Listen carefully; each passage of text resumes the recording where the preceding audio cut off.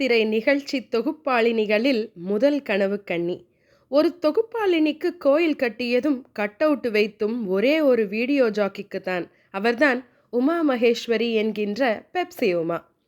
1992 முதல் 2013 வரை தமிழ்நாட்டின் தொகுப்பாளினிகளில் கனவு கன்னியாக இருந்த பெப்சி உமா இப்போது என்ன செய்கிறார்? அவரின் வாழ்வின் அரிய தருணங்கள் பற்றி இங்கு தருகிறேன். உமா மகேஸ்வரி என்ற பெப்சி உமா ஒரு வீடியோ ஜாக்கி, MBA படித்தவர். இந்தியா டுடே இவரை தமிழ்நாட்டின் சைரஸ் புரோட்சா என்று குறிப்பிட்டது. அவரின் மென்மையான தெளிவான குரல், பேசும் பெரிய கண்கள், புன்னகை பூத்த ரோஜா நிற உதடுகள், செம்மாதுளம் போன்ற உப்பலான கன்னங்கள், அழகான புன்னகை படர்ந்த முகம், பார்க்க பார்க்க பரவசம், பார்த்து கொண்டே இருப்பதில் ஒரு சுகம். அப்படி ஒரு அழகான அன்பான முகம் கொண்டவர் பெப்சி உமா. பொதிகை சேனலில் உமா தனது தொகுப்பாளினி பணியை தொடங்கினார். வாருங்கள் வாழ்த்துவோம் என்ற நிகழ்ச்சியை 104 ஷோக்கள் தொகுத்து வழங்கினார். மாபெரும் வரவேற்பை பெற்றது அந்த நிகழ்ச்சி. அங்கிருந்து சன் டிவிக்கு வந்தார். பெப்சி உங்கள் சாய்ஸ் என்ற நிகழ்ச்சியை 10 வருடங்கள் வரை திகட்டாமல் எல்லோருக்கும் ரசிக்கும் வகையில் அழகாக தொகுத்து வழங்கினார். இவரிடம் தொலைபேசியில் பேசுவதற்கென்றே பெருங்கூட்டமே காத்திருந்தது. அதில் விஐபிக்களும் இருந்தார்கள், பல வெளிநாட்டு மனிதர்களும் இருந்தார்கள். அந்த அளவுக்கு அவருடைய இனிய குரல் கேட்கவும், நளினமாக அவர் தொகுத்து வழங்குவதை பார்க்கவும் ரசிகர் பட்டாளமே குவிந்து கிடந்தது. அந்த நேரத்தில் பெப்சி உமாவுக்கு கட் அவுட் எல்லாம் வைத்தனர். சினிமா நடிகருக்கு தான் கட் அவுட் வைப்பார்கள். முதல் முறையாக ஒரு வீடியோ ஜாக்கிக்கு கட் அவுட் வைத்தனர். அங்கிருந்து ஜெயா டிவிக்கு சென்றார். அங்கு ஆல்பம் நிகழ்ச்சி மற்றும் திரைப்பட நடிகர் நடிகைகள், பிரபலமான மனிதர்கள் குறித்த நேர்காணல்களை செய்து அவர்களின் வாழ்வில் சுவையான பக்கங்களை மக்களுக்கு பரிமாறினார். இந்த நிகழ்ச்சிகள் மூலம் படுபிசியானார். இளைஞர்கள், கல்லூரி மாணவர்கள் இதயம் கவர்ந்த கனவு கன்னியாக திகழ்ந்தார் உமா. பெரும் புகழ்பெற்ற நடிகைக்கு கிடைத்த வரவேற்பை விட கூடுதலாக பெப்சி உமாக்கு தமிழக மக்களிடம், குறிப்பாக இளைஞர்களிடம் ஒரு ஈர்ப்பு இருந்தது. அந்த கிரேஸ், அதை பார்த்து சினிமா டைரக்டர்கள், நடிகர்கள் விடுவார்களா? இயக்குனர் இமயம் பாரதி ராஜா, இயக்குனர் சிகரம் பாலச்சந்தர் ஆகியோர் தங்கள் படங்களில் நடிக்க உமாவுக்கு வரவேற்பு கொடுத்தனர். சூப்பர் ஸ்டார் ரஜினியின் ஜோடியாக முத்து படத்தில் மீனா நடித்த வேடத்தில் நடிப்பதற்காக முதலில் பெப்சி உமாவை தான் ரஜினி தேர்வு செய்தார். அவரிடம் பேசினார். அதோடு இன்னொரு படத்திலும் ரஜினிக்கு ஜோடியாக நடிக்க உமா அழைக்கப்பட்டார்.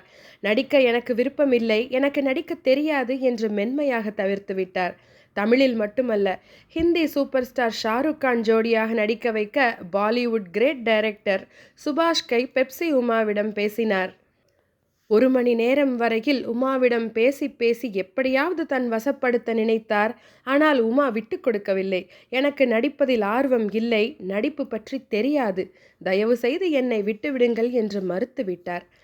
அவர் ஜெயா டிவியில் தொகுப்பாளினியாக பணியாற்றுகின்ற காலகட்டத்தில் ஒரு மூத்த தயாரிப்பாளர் சரவணராஜின் தொல்லைக்கு ஆளானார்.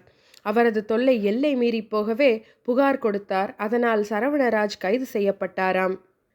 பெப்சி உமாவின் புகழ் வளர வளர ரசிகர்களின் அன்பும் காதலும் மகிழ்ச்சியும் பெருகியது.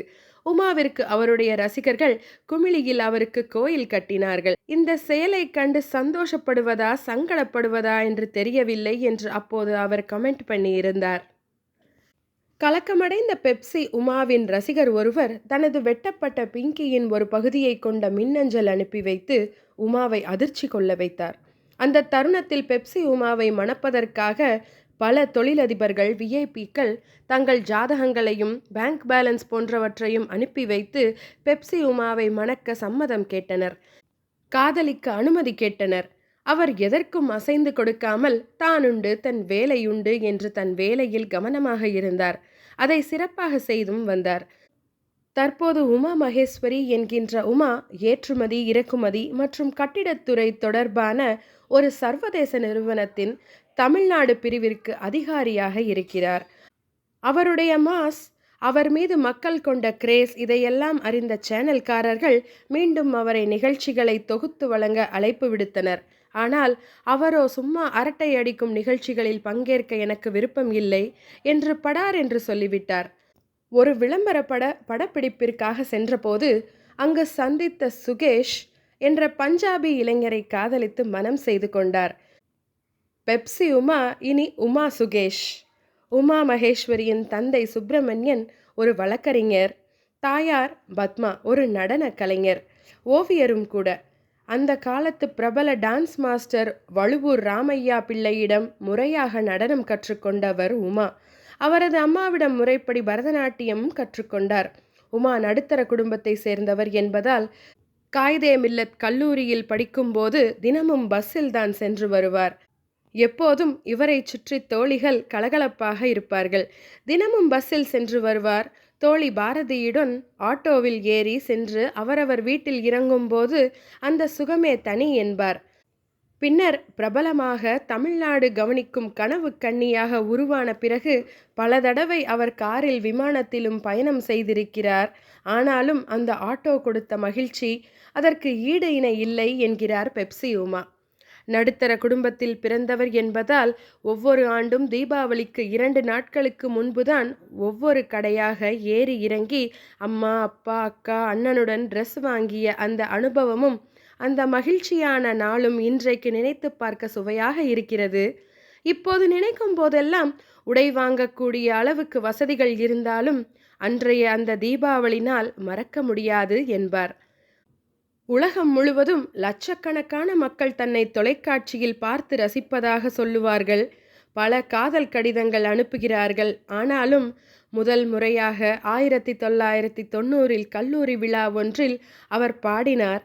அந்த நிகழ்ச்சியை சென்னை தொலைக்காட்சியில் ஒளிபரப்பானது. அதில் ஒரு நொடியே வந்து போன முகத்தை பார்த்தபோது அவர் அடைந்த சந்தோஷமும் அதற்கு அளவே இல்லை.